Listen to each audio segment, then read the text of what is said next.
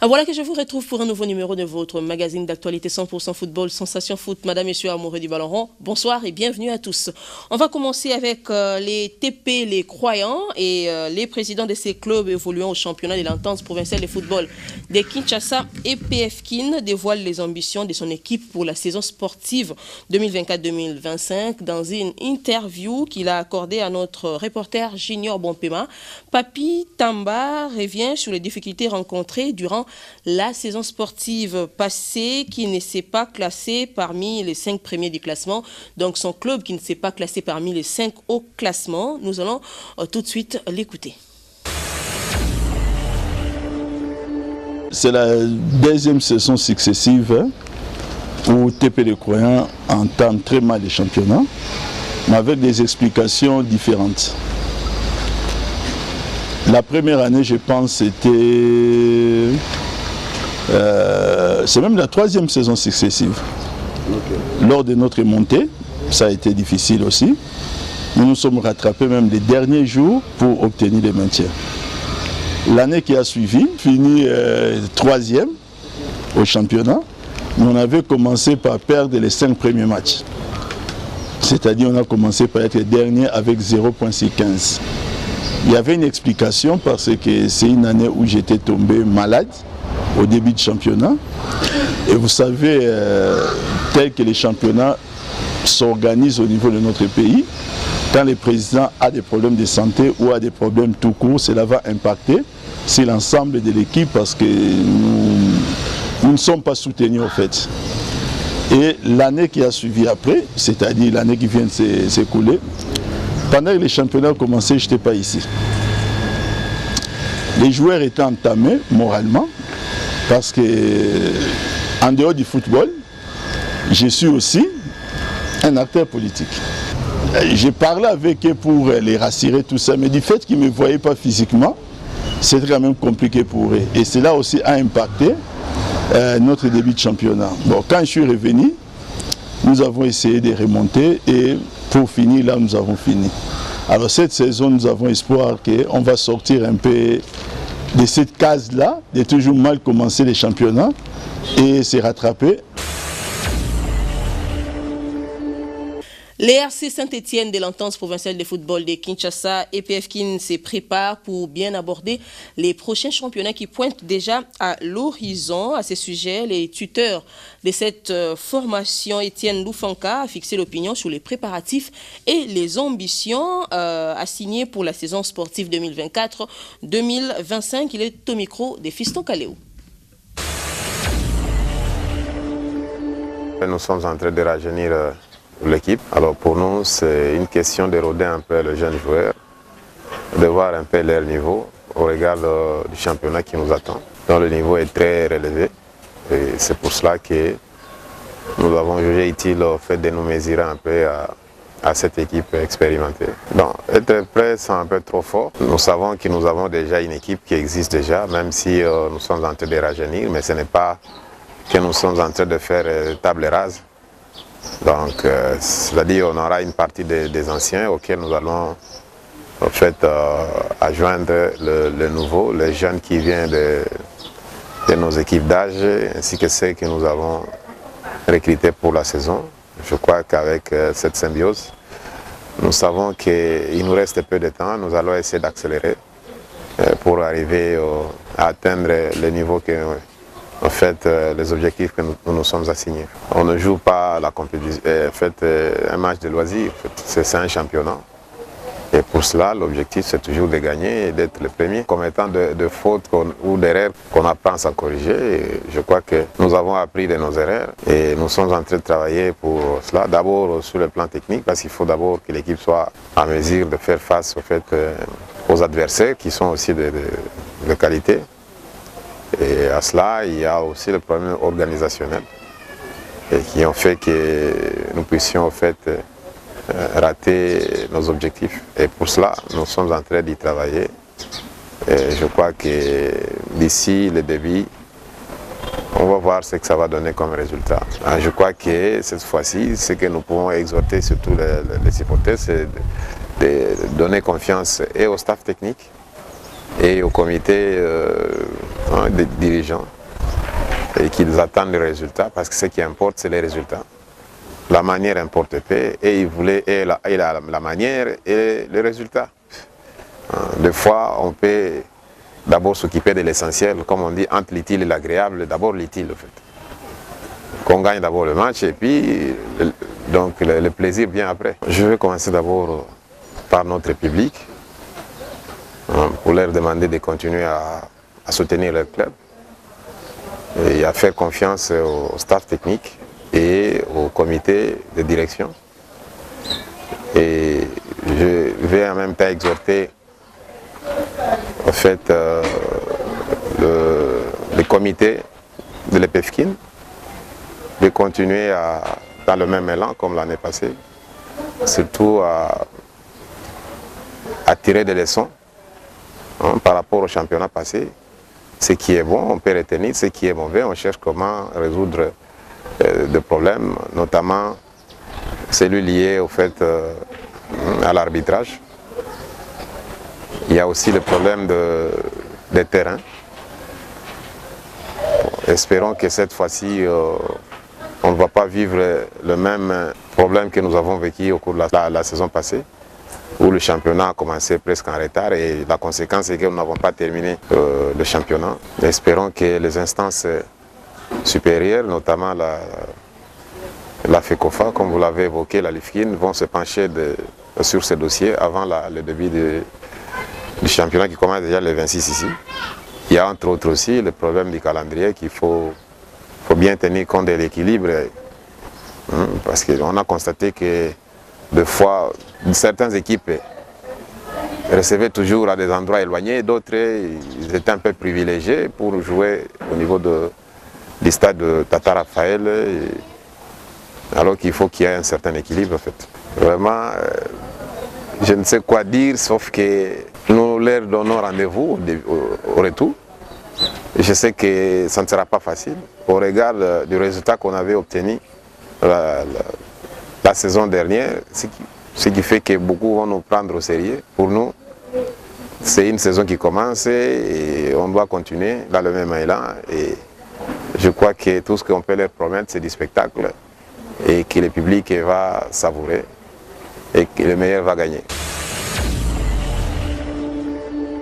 Ancien sociétaire de l'EPFKIN, l'OC, les élites du Congo évoluera désormais au championnat de la Ligue 2, de la Ligue nationale de football, zone ouest.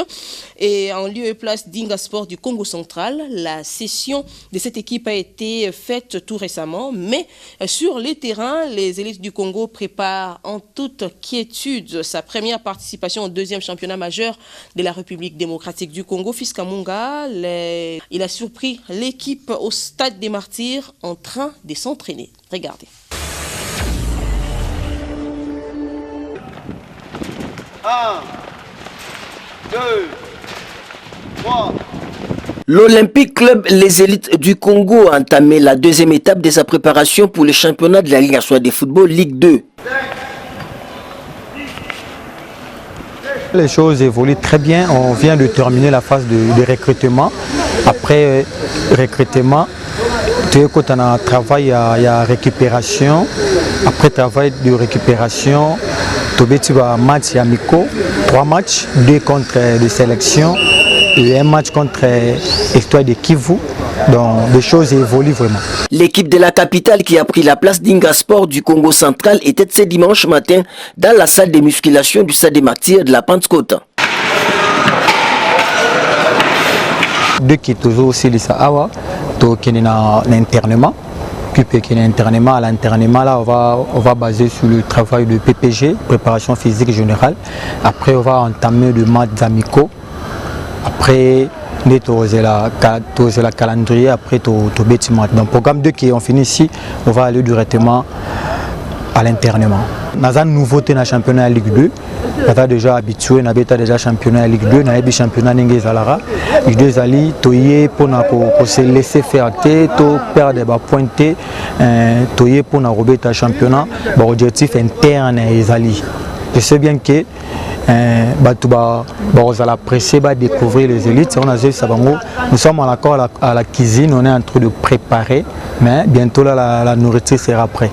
Pour sa première participation au deuxième championnat majeur du pays, l'ancien sociétaire de l'entente professionnelle de football de Kinshasa, qui a retouché presque à 30% son effectif, veut afficher un bon visage lors de la saison sportive 2024-2025.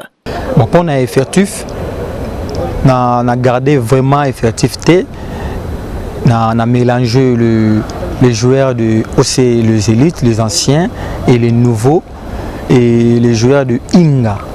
Juste un peu de mélanger l'équipe, mais effectif vraiment mingi na ancien d'être aussi une équipe to mélanger to misi équipe moko ekobeta championnat à Ligue 2.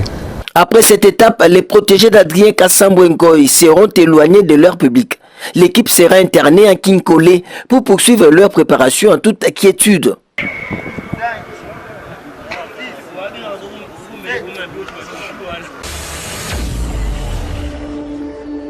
Et puisqu'on parle des préparations des clubs, restons-y. L'AC Kouya Sport a lancé sa saison sportive 2024-2025 lundi dernier au terrain de la police nationale des Lemba. L'équipe chère au président Jeannot Binanou vise les hauts du championnat de la Ligue 1 la saison prochaine. Junior Bompema et Fils Kamunga signe ses reportages.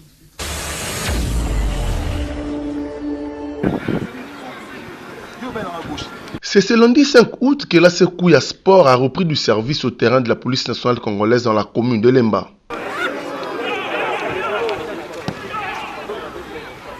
Et pour cette première séance, le coach Fiston Yali Boloko a axé son regard sur les nouvelles unités en attendant la jonction avec les anciens joueurs qui vont, eux, retrouver le chemin des terrains mercredi prochain. Le travail d'aujourd'hui consiste seulement, on a procédé à la recrutement des nouveaux joueurs et surtout on avait essayé un peu de rassembler ceux-là qui étaient aussi invités avec eux pour essayer un peu de voir le niveau s'ils avaient aussi perdu leur niveau et puis voilà.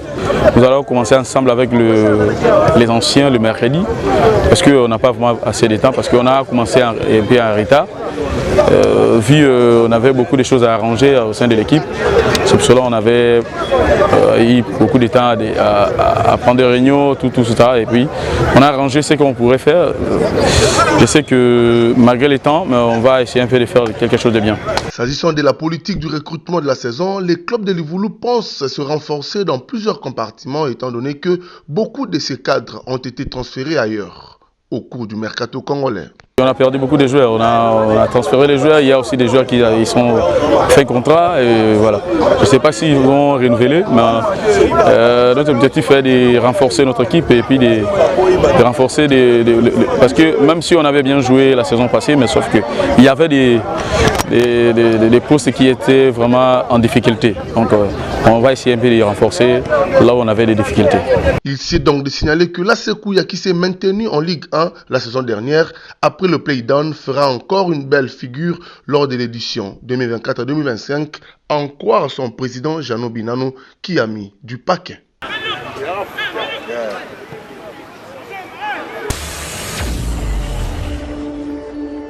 L'Inafoot, on y reste. L'AS Vita Club de Kinshasa a livré son deuxième match de préparation. C'était les samedis 10 août dernier. Cette fois-ci, c'était un match amical international face à l'AS Otoyo du Congo-Brazzaville. Score de la partie, 0 but partout. Juste après, le président des coordinations des Verts et Noirs de la capitale congolaise s'est rendu à la permanence de l'AS Vita Club pour échanger avec les supporters. Sur place, Amadou Djabir a demandé aux Véclubiens d'être patients et de faire confiance à leur équipe. Suivez.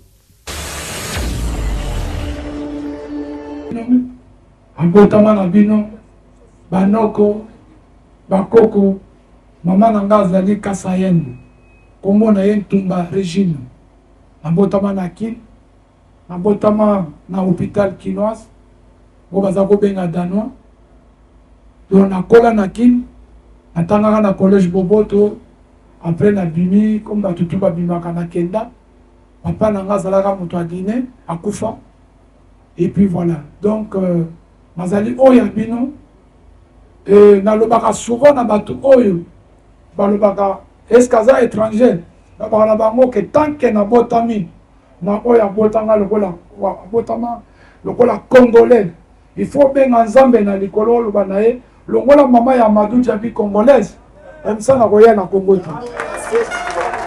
to sali plateforme pour na kobana kotala ba joueur moko ba joueur juste baye na lingi d'abord bino moko bo pesa temps mayonnaise entela bo pesa temps vraiment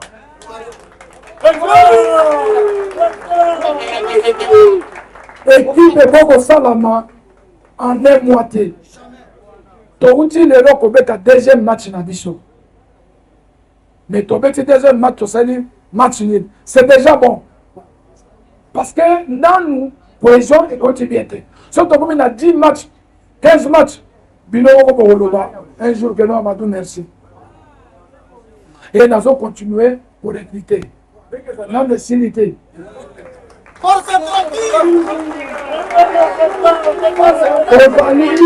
ozali na 4 fenêtres bokanga mitema nazoyoka o azorecrute bacongolais te o boye na boye nga naza congolais te baétranger bayaka baza une valeur ajoutée eza te ke bakotika na libela mais biso politique.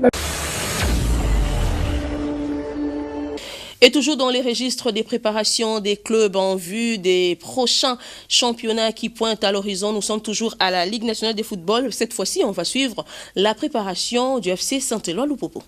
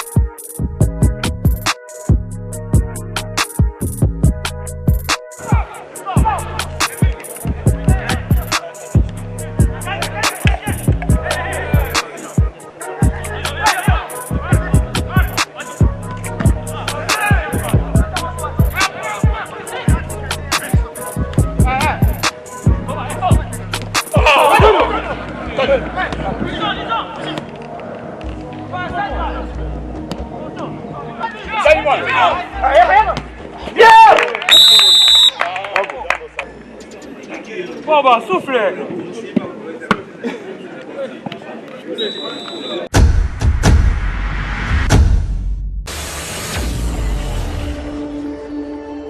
Et l'AS Maniema Union a clôturé le samedi 10 août au Stade des Martyrs sa série des matchs de pré-saison avec une victoire de 2-1 sur l'Osebu Kavudawa. Après 5 semaines et 3 jours de préparation, les unionistes ont livré 10 matchs de fixation, dont un nul et 9 victoires pour 31 buts marqués et des buts encaissés. Les résumés de cette rencontre vous est proposé ici par Junior Bompema.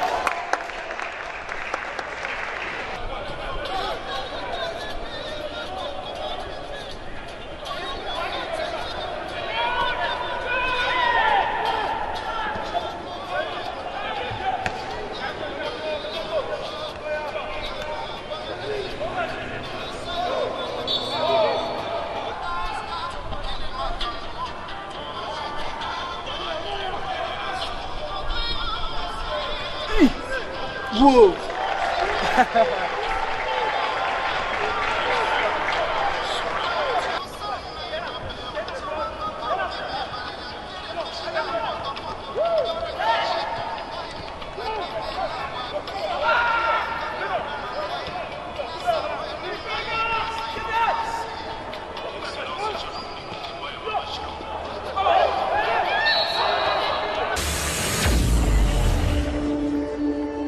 L'AS Maniema Union, l'équipe des Papis Kimoto a compté 5 différents buteurs, à savoir Kitambala, 6 réalisations, Kitwa 5, Balako 4, Musinga 4, Shadoma 3 buts, Basiala 2, Mbala 1, Onya 1 et Abedi 1 but. Suivez à ces propos les coachs Papi Kimoto et Binga Robert, entraîneurs adjoints des Bukavudawa, après les matchs dès ce samedi. Si, on est prêt. On a bien travaillé tout au long de cette période-là, tous les 3 périodes. Et voilà, moi je crois qu'on est prêt. Parce que sans championnat ou sans match de compétition, on ne peut pas juger l'équipe. Mais avec des matchs amicaux, avec l'intensité qu'on met, si on les répète dans des matchs de compétition, moi je pense qu'on n'aura pas beaucoup de difficultés pour l'instant. Ça reste la compétition africaine, donc on est prudent. En même temps, on est prêt pour aller au combat. Si, on a eu à visualiser les vidéos, suivre les championnats parce qu'ils sont en plein championnat. Heureusement pour eux, malheureusement pour nous. Comme je l'ai dit quand on était là-bas, on ne sait pas quand est-ce qu'on va commencer les championnats. Bon, on va faire avec, on ne va pas pleurnicher pour ça. On les a suivis, on a des renseignements, on connaît. Maintenant, les matchs, tout peut changer aussi. Ils peuvent adopter notre tactique par rapport à comment ils jouent en championnat. On a une idée quand même de l'équipe et on s'est préparé à conséquence. Et la manière de jouer, c'est par rapport à l'adversaire qu'on met. Et parce qu'on joue à l'extérieur, on ne va pas non plus aller se découvrir, laisser les espaces derrière. Tout ça, on a pris en compte et on est conscient que ça va être très, très difficile. Et pour nous, et pour l'adversaire aussi. On ne va pas les laisser, on va pas se laisser faire, disons. On va aller jouer avec un état d'esprit de ne pas compromettre les matchs retour à Kinshasa. Voilà l'état d'esprit qu'on va se déplacer là-bas. Non, il y a Simete qui est un jeune au niveau de la cuisse, lui ne fait pas partie du groupe. Or, mais Simete, tout le monde est prêt. Et tout le monde postule pour aller jouer un match. Voilà.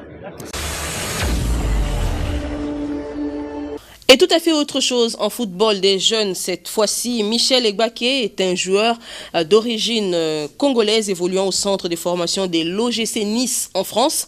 Monsieur Egbaké Omer, son père, nous parle de l'évolution de son fils en pleine formation. Il est au micro de Mimi Mujinga et Célio Toutouma. Michel Egbaké se porte très bien. Par la grâce de Dieu, j'insiste, par la grâce de Dieu. Il est footballeur, licencié de la Fédération française de football. Il y a maintenant 3 ans. Donc, il n'est pas un joueur de la rue, il détient une licence de football de la Fédération française de football. Il joue dans une des équipes de la France, l'équipe où est sorti le joueur Banza. Ils ont joué dans une... Banza a joué dans cette même équipe avant d'aller à Brazo, là où il est maintenant. Donc c'est là où Michel évolue. Ils sont dans la même ville. Ils se parlent, ils se voient avec Banza. Alors, il joue trop bien et bien, mais il n'est pas le seul. Il est avec son petit frère Egua Keracheté, qui est aussi meilleur. Ils jouent ensemble. Mais lui, c'est dans U16, mais Rachid dans U13. Il est plusieurs fois sorti dans les 3 dernières saisons meilleur buteur.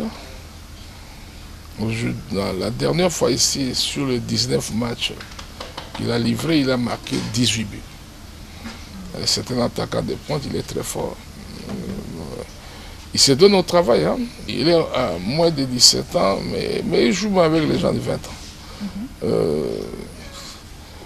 Il a fait beaucoup de matchs à Cannes.